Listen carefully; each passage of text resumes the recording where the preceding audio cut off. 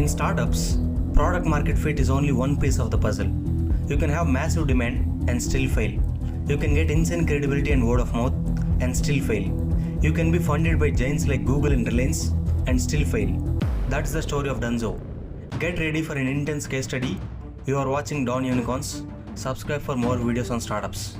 Before Dunzo, Kabir Biswas co-founded a startup named Hopper based in Gurugram along with a person named Mohammad Imtiaz. Hopper is a startup that connects you with businesses in your locality via SMS without internet connection, and it helps you find discounts on products in those businesses. In early 2014, Hopper was acquired by Hike Messenger, so that exit gave the two founders some cash liquidity. And then Kabir moved to Bangalore from Gurugram, and there he got the idea. Almost every one of us will have some daily life mundane works all the time. It could be buying some groceries, medicines, it could be giving something to your friend, picking up laundry, you forgot your laptop charger at home and you need someone to bring it to you. So that's the idea, to outsource these mundane works of daily life. He incorporated Dunzo Digital Private Limited on July 8, 2014 in Bangalore. And he didn't even create a website or mobile application, he simply created a WhatsApp group with his friends. And they should just post what they want and Kabir himself will do it for them. So initially the founder himself acted as the taskmaster. That actually helped Kabir to gauge customer behavior and understand the process of completing those works and to find out the bottlenecks. And he also understood how to handle shop owners. Then he got to the conclusion by experience that urban users were willing to pay a convenience premium for outsourcing. The idea was not entirely new. There were startups like Grofers and PepperTap, but they were doing only groceries. Whereas Dunzo will do anything and everything, and Dunzo had a first mover advantage in that segment. And Dunzo it became the brand promise, and people in Bangalore started using the phrase I'll Dunzo it, just like we say I'll Google it. And then Kabir brought in some co-founders, Ankur Agarwal, Dalvir Suri and Mukunja. And Mukunja became the CTO. By mid-2015, the team was completing 70 tasks per day.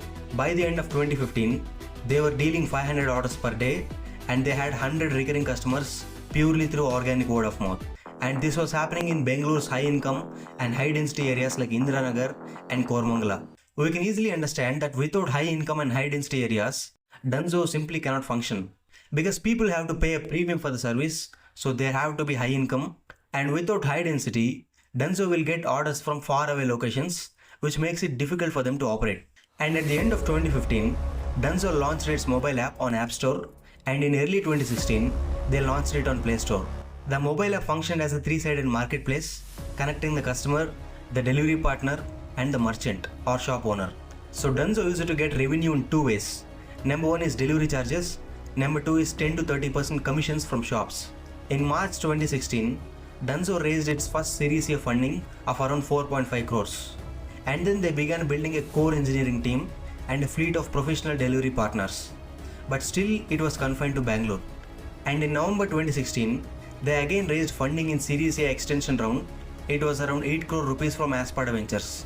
In 2017, they started digitizing local shops and the inventory inside the shops, creating a search engine for the offline world.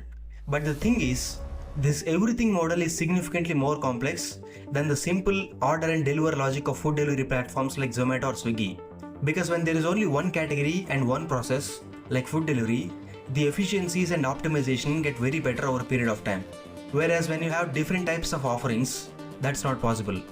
But despite this complex reality, what kept them going is the growing demand. Dunzo was growing very fast. By 2017 ending, Dunzo was handling close to 1 lakh orders per month, and they also started expanding beyond Bangalore. And because of this growth, in December 2017, Dunzo achieved a historic milestone, funding from the world's #1 tech company, Google. Google invested around 80 crore rupees in a Series B funding round. The special part is, that was Google's first direct investment in an Indian startup. So on top of funding, we can imagine the level of credibility it gave to Dunzo. Funding from Google means that makes huge headlines. But the question is, why Google invested in Dunzo? It's a combination of factors actually. Number one, Dunzo was doing something similar to Google Maps. It was digitizing offline commerce. Number two, just like Google became an action word, Dunzo also became an action word. That people were saying, I will Dunzo it. There is a belief in startup community that if a startup's product becomes a verb, that product will become very successful. And third factor is, Rajan Anandan, then Google's managing director in India, he has already invested in Google in his personal capacity. So he also must have influenced Google to invest in Dunzo. Now with Google-led funding, Dunzo went on an aggressive geographic expansion. Dunzo entered Chennai, Pune, Gurugram, Jaipur, Mumbai and Hyderabad. And in July 2018, Dunzo launched a bike taxi service in Gurugram. In August 2018, Dunzo faced a regulatory block. The Karnataka Excise Department banned online alcohol delivery, so Dunzo was forced to stop alcohol delivery in Bangalore, Gurugram and Pune. By the end of 2018, Dunzo was handling 1 million transactions per month with an average of 30,000 transactions per day. The growth was driven primarily by expansion in other cities. In 2019, Dunzo launched Dunzo for Business. It's a B2B logistics service for small businesses. If they want some stock, Dunzo will deliver it for them. Dunzo for Business was actually a strategic attempt to stabilize the company's revenue. Because the mass consumer Dunzo app is quite volatile, demand is not consistent all the time. Whereas logistics is an essential requirement for small businesses and hence predictable revenue. And in 2019, Dunzo raised funding for 3 times. It raised a total of around 400 plus crores and Dunzo's valuation became $200 million. That was around 1400 crores. And on top of this, they raised another 56 crores by taking debt from Ulterior Capital. And in the same year, Dunzo's growth reached an inflection point. They had 500,000 monthly active users. But they faced a huge problem. The expansion into 7 major cities significantly increased their operational complexity. And the cost of acquiring users in these new markets was very high. Because like Bangalore, there was no order density in these cities. They were spread out across a vast geography, which naturally decreases word of mouth marketing and increases delivery partners. Because of this reason, the financials of Dunzo were deeply negative. In FY 2019, Dunzo made a revenue of 77 lakhs, but the losses were 168 crore.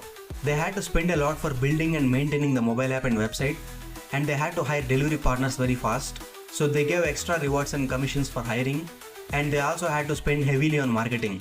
In 2020 February, Dunzo again secured $11 million, that was around 80 crores as debt from Ulterior Capital. And we all know 2020 is the year of COVID pandemic and lockdown was imposed in the month of March, and that became a massive catalyst for Dunzo. Since people cannot move, it became a right opportunity at the right time for Dunzo to scale its business. And even though much of the economy was shut down, Dunzo was designated as an essential service, and they introduced no contact delivery and partnered with state governments to deliver essential medicines and groceries. They branded themselves as safe and reliable. Thanks to the lockdown, Dunzo got a massive number of new users and merchants. In FY 2020, Dunzo made 27.5 crores in revenue, but the losses increased to 338 crores. And furthermore, the average order value remained very low because customers mostly used the app for small and urgent works rather than bulk grocery shopping. In 2020 September, Dunzo raised $28 million in a Series E round led by Google and Lightrock, that is around 210 crores. Dunzo became a household name in multiple cities, but this growth came at the cost of even higher operational burning. In 2021 January, Dunzo again raised $12 million in a Series E extension round from Google, Lightbox and Evolvance, that is around 75 crores. And Dunzo's valuation became $307 million. And 2021 was a turning point for Dunzo, because quick commerce became a major phenomenon with the entry of startups like Swiggy Instamart, Zepto and the rebranding of Grofers into Blinkit. The quick commerce model was entirely different from Dunzo.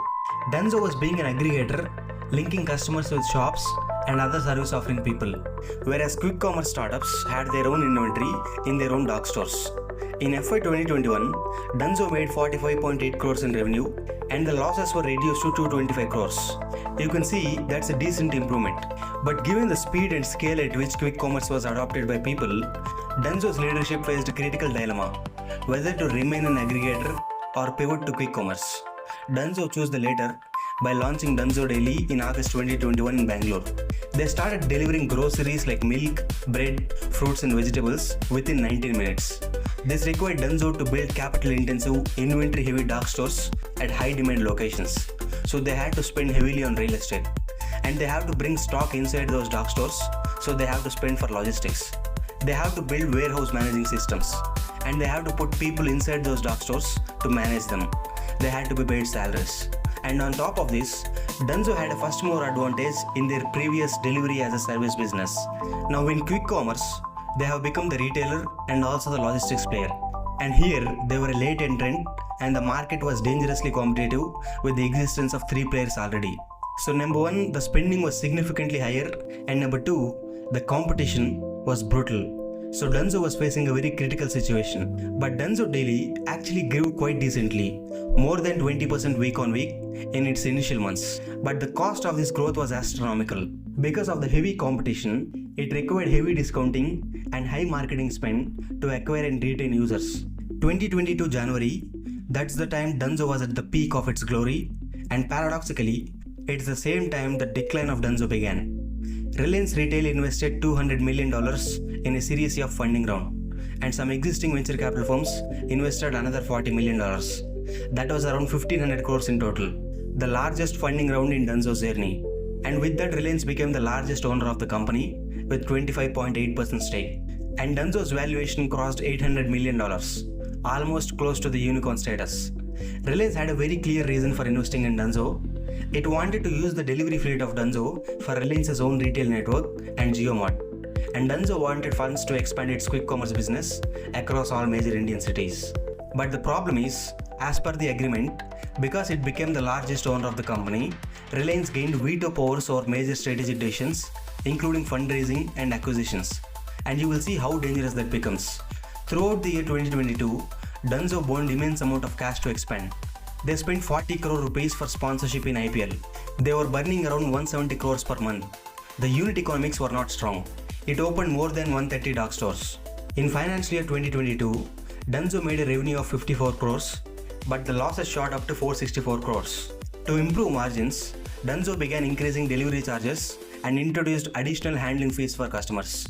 In 2022 November, Dunzo was facing liquidity pressure. They were short on cash due to massive spending, so it raised 50 crores in debt from Black Soil India. And Dunzo began shutting down some of its dark stores in NCR and Hyderabad region to preserve cash. Since they were burning cash very heavily in 2022, Dunzo needed funding again. In financial year 2023, Dunzo reported a net loss of 1802 crores and the revenue was just 226 crores. So given this weak financial picture, on top of the aggressive competition from Zepto, Blinkit and Instamart, investors were not willing to invest in Dunzo. Their main priority became profitability and Dunzo was far from that. But somehow in April 2023, Dunzo raised around 600 crores from Google, Reliance and some other investors in Series C of funding round. But the reality is, of these 600 crores, Dunzo only got 370 crores. And the remaining 230 crores was tied to performance milestones. So Dunzo should achieve some numbers to get that full funding. But Dunzo never hit those milestones. And even those 370 crores too came with a condition. Dunzo should drastically reduce spending and should become profitable within 18 months. And this triggered a series of massive layoffs. More than half of the workforce was laid off in multiple rounds to reduce employee expenses. And for the remaining employees too, salaries were delayed for some months. Dunzo's co-founders, Dalvir Suri and Mukunja resigned from the company. So only Kabir Biswas was left. And by this point, Dunzo had shut down most of its dark stores and exited multiple cities. And when Dunzo required further funding to survive, Flipkart actually offered a total buyout of the company. That would have been a lifesaver for Dunzo because Flipkart was owned by the American retail giant Walmart. But since Reliance was the de facto owner of the company and had the veto powers, it rejected the acquisition by Flipkart. And Reliance itself was also not interested in pumping cash. And this left Dunzo in a state of operational paralysis. So Dunzo had to further lay off employees, and in 2024, they were left with a maximum of 50 to 100 employees. Dunzo had entered a state of terminal decline. In FY 2024, Dunzo's revenue reduced to 150 crores, but its losses were 1200 crores plus. So financially, Dunzo was dying. And on top of this, they have faced multiple legal challenges over unpaid dues to some companies and lenders. And no one, including Reliance, was willing to invest any further money. In 2025 January, the Dunzo app and website went offline permanently, and the final remaining co-founder and CEO, Kabir Biswas, left Dunzo and joined Flipkart's quick commerce division, Minutes. And shortly thereafter, Reliance Industries officially wrote off its entire 1645 crores investment in Dunzo in its financial year 2025 annual report. which means they officially declared that Dunzo was worth zero and the investment is a total loss. In August 2025, the NCLT formally admitted Dunzo Digital Private Limited into the corporate insolvency resolution process by starting the liquidation of its remaining assets. So Dunzo was officially dead and buried.